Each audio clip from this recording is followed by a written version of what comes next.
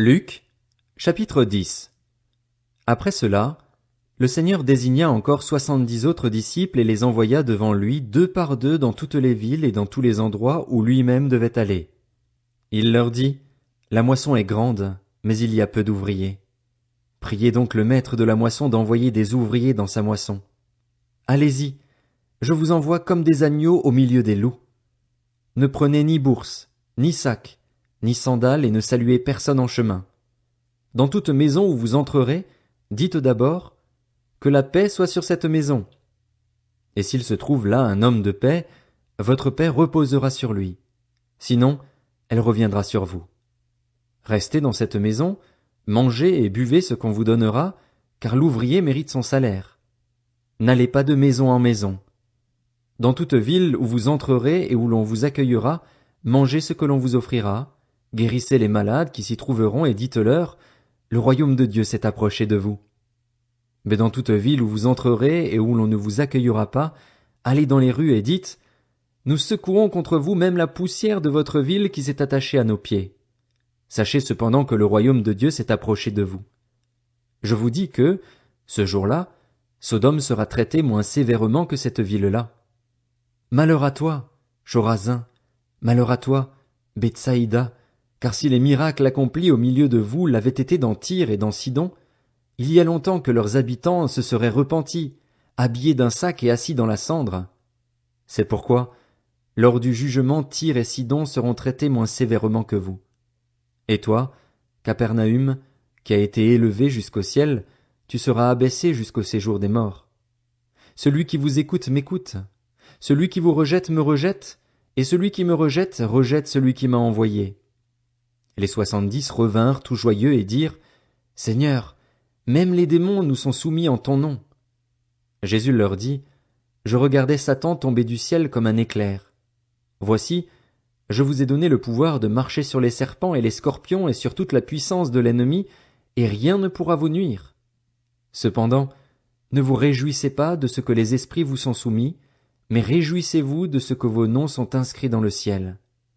À ce moment même, Jésus fut rempli de joie par le Saint-Esprit et il dit, Je te suis reconnaissant, Père, Seigneur du ciel et de la terre, de ce que tu as caché ces choses aux sages et aux intelligents et les as révélées aux enfants. Oui, Père, je te suis reconnaissant car c'est ce que tu as voulu. Mon Père m'a tout donné et personne ne sait qui est le Fils, si ce n'est le Père, ni qui est le Père, si ce n'est le Fils et celui à qui le Fils veut le révéler. Puis il se tourna vers les disciples et leur dit en privé, Heureux les yeux qui voient ce que vous voyez. En effet, je vous le dis, beaucoup de prophètes et de rois ont désiré voir ce que vous voyez et ne l'ont pas vu, entendre ce que vous entendez et ne l'ont pas entendu. Un professeur de la loi se leva et dit à Jésus pour le mettre à l'épreuve, Maître, que dois-je faire pour hériter de la vie éternelle? Jésus lui dit, Qu'est-il écrit dans la loi? Qui lis-tu? Il répondit, Tu aimeras le Seigneur, ton Dieu, de tout ton cœur, de toute ton âme, de toute ta force et de toute ta pensée, et ton prochain comme toi-même.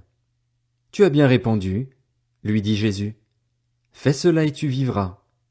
Mais lui, voulant se justifier, dit à Jésus, Et qui est mon prochain? Jésus reprit la parole et dit, Un homme descendait de Jérusalem à Jéricho. Il tomba entre les mains de brigands qui le dépouillèrent, le rouèrent de coups et s'en allèrent en le laissant à moitié mort. Un prêtre qui, par hasard, descendait par le même chemin vit cet homme et passa à distance. De même aussi un lévite arriva à cet endroit. Il le vit et passa à distance. Mais un samaritain qui voyageait arriva près de lui et fut rempli de compassion lorsqu'il le vit. Il s'approcha et banda ses plaies en y versant de l'huile et du vin. Puis il le mit sur sa propre monture, le conduisit dans une auberge et prit soin de lui. Le lendemain, à son départ, il sortit 2 pièces d'argent, les donna à l'aubergiste et dit, Prends soin de lui, et ce que tu dépenseras en plus, je te le rendrai à mon retour. Lequel de ces 3 te semble avoir été le prochain de celui qui était tombé au milieu des brigands? C'est celui qui a agi avec bonté envers lui, répondit le professeur de la loi. Jésus lui dit donc, Va agir de la même manière, toi aussi.